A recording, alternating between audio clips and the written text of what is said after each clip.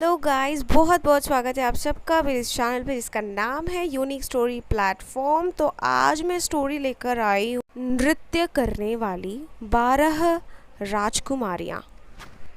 बहुत समय पहले की बात है। एक राज्य में एक राजा राज्य करता था। उसकी 12 पुत्रियाँ थीं। सभी बहुत सुंदर थी। राजा उनसे बहुत प्यार करता था, इसलिए सदा उनकी सुरक्षा के लिए चिंतित रहता था। सभी राजकुमारियों का शयन कक्ष एक ही था, जिसमें 12 बिस्तर लगे हुए थे। उसी कक्ष में 12 राजकुमारियां एक साथ सोती थी। रात में उस कक्ष का दरवाज़ा बाहर से बंद कर दिया जाता था। किसी को भी रात में बाहर जाने की अनुमति नहीं थी। इसके बावजूद हैरानी की बात यह थी कि सुबह उठने के बाद सभी राजकुमारियों के जूते फटे हुए होते थे। ये समझ के परे था कि ऐसा कैसे हुआ। रात भर में सभी राजकुमारियों के जूते कैसे फट गए। हर दिन राजा को राजकुमारियों के लिए नए जूते लेने पड़ते थे। राजा इस रहस्य का पता लगाना चाहता था।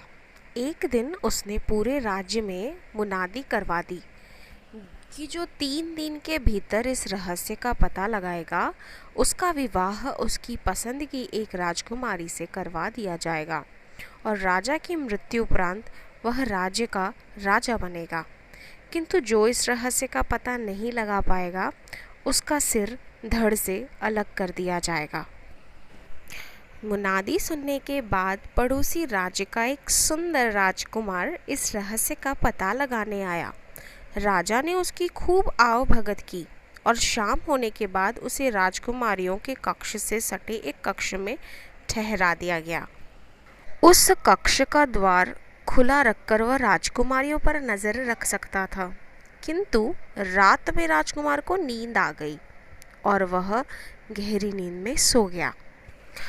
सुबह होने पर सभी राजकुमारियों के जूते फटे हुए थे। अगली दोनों रातों को भी ऐसा ही हुआ। 3 रातों में राजकुमार इस रहस्य का पता नहीं लगा पाया और उसे राजा के हाथों मौत के घाट उतार दिया गया। इसके बाद कई राज्यों के राजकुमारों और सेनापतियों ने इस रहस्य का पता लगाने का प्रयास किया, किंतु सभी असफल रहे और सबको अपनी जान से हाथ धोना पड़ा। उसी राज्य में दूर एक गांव में एक नवयुवक रहता था। जब उसने राजा की मुनादी सुनी तो उसने मन में भी एक राजकुमारी से विवाह करने की इच्छा जागी और उसने राजकुमारियों के जूते फटने के रहस्य का पता लगाने का निश्चय कर लिया। अगली सुबह उसने खाने की पोटली बांधी और राजमहल की ओर चल पड़ा। चलते चलते दोपहर हो गई थी। वह थक गया था और उसे बड़ी जोरों की भूख लगाई थी। एक घना पेड़ देखकर वह उसकी छांव में बैठकर सुस्ताने लगा। कुछ देर बाद उसने अपनी खाने की पोटली निकाल ली। वह अपनी पोटली खोल ही रहा था कि एक गरीब बुढ़िया वहां आ गई। वह बहुत दिनों से भूखी थी। उसने युवक से खाना मांगा। गरीब बुढ़िया को देख युवक ने अपनी खाने की पोटली बुढ़िया को दे दी। बुढ़िया बहुत प्रसन्न हुई और युवक को बहुत आशीर्वाद दिया। फिर उसने पूछा कि वह कहाँ जा रहा है। युवक ने पूरी बात उसे बता दी। पूरी बात जानकर बुढ़िया ने अपने झोले में से एक टोपी निकाली और उसे युवक को देते हुए कहा, ये जादुई टोपी है। इसे पहनने के बाद तुम अदृश्य हो जाओगे। इसे रख लो, हो सकता है ये तुम्हारे काम आए। और हाँ, मेरी एक बात याद रखना, यदि 12 राजकुमारियों में से कोई भी तुम्हें खाने या पीने को कुछ दे तो उसे मत खाना या मत पीना। जादुई टोपी लेकर युवक महल की ओर चल पड़ा। जब वह महल पहुंचा तब तक शाम ढल चुकी थी। राजा से मिलकर उसने अपने आने का प्रयोजन बताया। राजा ने उसके रहने की व्यवस्था राजकुमारियों के कक्ष के समीप एक कक्ष में करवा दी। रात में अपने कक्ष में बैठकर वह राजकुमारियों के रहस्य का पता लगाने की योजना बना ही रहा था कि सबसे बड़ी राजकुमारी शरबत का गिलास लेकर युवक के पास आई और उसने उसे देने लगी। इतनी सुंदर राजकुमारी के हाथों शरबत पाकर युवक बहुत खुश हुआ और बुढ़िया की बताई बात भूल गया। शरबत पीकर वह नींद की आहोश में समाने लगा और कुछ ही देर में गहरी नींद में सो गया। सुबह जब वह जागा तो उसे राज दरबार में बुलाया गया। वहाँ सभी राजकुमारियाँ भी मौजूद थीं। उसने देखा सबके जूते फटे हुए हैं। राजा ने उसे स्मरण करवाया कि अब उसके पास मात्र 2 रातें बची हुई है। वह चिंतित हो उठा और उसने तय किया कि आज वह पूरी रात जागेगा और जादुई टोपी पहनकर राजकुमारियों के कक्ष में जाएगा। रात हुई और इस बार सबसे छोटी राजकुमारी शरबत लेकर युवक के पास आई। इस बार भी युवक बुढ़िया की कही कई बातें भूल गया। शरबत पीकर उसे फिर से नींद आने लगी और वो गहरी नींद में सो गया। सुबह उठने के बाद उसने अपनी गलती का एहसास हुआ। अब तीसरी और आखिरी रात बाकी थी। राजा ने उसे फिर से राज दरबार में बुलाकर स्मरण करवाया कि आज रात उसे किसी भी हाल में राजकुमारियों के जूतों के फटने के रहस्य पता लगाना है, अन्यथा उसकी मौत निश्चित है। उस रात युवक सावधान था। जब एक राजकुमारी शरबत लेकर उसके पास आई तो उसने शरबत अपने हाथों में ले लिया, किंतु राजकुमारी के जाने के बाद उसने उसे पीने के बजाय फेंक दिया। इस बार वह सोया नहीं बल्कि जागता रहा।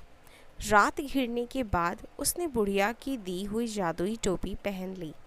टोपी पहनते के साथ ही वह अदृश्य हो गया। अदृश्य अवस्था में वह राजकुमारियों के कक्ष के अंदर गया। अंदर जाकर जो उसने देखा उससे उसकी आंखें फटी की फटी रह गई। सभी 12 राजकुमारियां सुंदर कपड़ों और नए जूतों में तैयार खड़ी थी। सबसे बड़ी राजकुमारी सबसे छोटी राजकुमारी से बोली, जाओ देख कर आओ कि वह युवक सो चुका है या नहीं। छोटी राजकुमारी कक्ष से बाहर निकली और युवक के कक्ष के बाहर दीवार से कान लगाकर खड़ी हो गई। यह देख युवक समझ गया कि उसे खर्राटों की आवाज़ निकालनी है ताकि राजकुमारी को लगे कि वह सो चुका है। वह अदृश्य अवस्था में खर्राटों की आवाज़ निकालने लगा, जिसे सुन राजकुमारी निश्चिंत हो गई और अपने कक्ष में जाकर सबको युवक के सो जाने की जानकारी दी। तब सभी राजकुमारियों ने मिलकर एक बिस्तर को खिसकाया और फिर बड़ी राजकुमारी ने 3 बार ताली बजाई। 3 ताली बजाते ही जहाँ पहले बिस्तर रखा था वहाँ एक गुप्त रास्ता खुल गया। एक एक करके सभी राजकुमारियाँ वहाँ से बाहर जाने लगी। आश्चर्यचकित युवक भी उनके पीछे पीछे जाने लगा। उसने देखा कि गुप्त रास्ते में नीचे की ओर जाती 100 सीढ़ियाँ बनी हुई हैं। सीढ़ियाँ उतरने के बाद सभी राजकुमारियाँ एक जंगल में पहुँच गई। वहाँ सुंदर पेड़ लगे हुए थे जिनकी डालियाँ सुनहरी थी। युवक ने एक सुनहरी डाली तोड़ ली और राजकुमारियों के पीछे चलता रहा। जंगल पार कर सभी राजकुमारियां एक झील के किनारे पहुंची। झील में हंस के आकार की 12 नाव थी, जिसमें 12 राजकुमार बैठकर राजकुमारियों की प्रतीक्षा कर रहे थे। सभी राजकुमारियां एक एक नाव में राजकुमारों के साथ बैठ गई। युवक अंतिम नाव में बैठा, जिसमें सबसे छोटी राजकुमारी जाकर बैठी थी। सभी नाव नदी के पार जाने लगी। जिस नाव में युवक बैठा था उसमें बैठी राजकुमारी को यह एहसास हुआ कि आज नाव कुछ भारी है, मानो कोई और भी उसमें बैठा हो। यह बात उसने पास की नाव में जा रही सबसे बड़ी राजकुमारी से कही तो बड़ी राजकुमारी ने उसे झिझक दिया। नदी पार करने के बाद सभी एक रोशनी से जगमगाते सुंदर महल में पहुँचे। महल से मधुर संगीत की स्वर लहरी सुनाई दे रही थी। युवक ने एक खिड़की से महल के भीतर झांककर देखा तो पाया कई युवक और युवतियाँ नृत्य कर रहे थे। 12 राजकुमारियाँ भी राजकुमारों के साथ अंदर जाकर नृत्य करने लगी। युवक अंदर जाकर उन्हें देखने लगा। उस कक्ष के किनारे पर सोने के पात्रों में स्वादिष्ट पकवान सजे हुए थे। पकवानों की महक से युवक को भूख लगाई। उसने एक मिठाई उठाई और अपने मुंह में डाल ली। ऐसा करते हुए छोटी राजकुमारी ने उसे देख लिया और वह डर गई। उसने फिर से बड़ी राजकुमारी को बताया कि मिठाई हवा में उड़कर अदृश्य हो रही है। बड़ी राजकुमारी हंस पड़ी और उसने सपने न देखने की सलाह दी। युवक ने टेबल पर पड़ी एक सोने की प्याली अपने पास रख ली। सभी राजकुमारियां रात भर नृत्य करती रहीं, जिसके कारण उनके जूते फट गए। जैसे ही भोर होने का समय आया, सभी नाव में बैठकर नदी पार कर, जंगलों से गुजरकर और सीढ़ियों से चढ़कर वापस अपने शयन कक्ष में पहुंच गईं। युवक भी उनके पीछे पीछे वापस आ गया। सुबह राजा ने युवक और सभी राजकुमारियों को राज दरबार में बुलाया। राजकुमारियों के जूते फटे हुए थे। राजा ने युवक से कहा, नौजवान, आज तुम्हारी मियाद ख़त्म हुई। क्या तुम राजकुमारियों के जूते फटने का रहस्य पता कर पाए? जी महाराज, युवक ने प्रसन्नता से कहा और राजा को पूरी बात बता दी।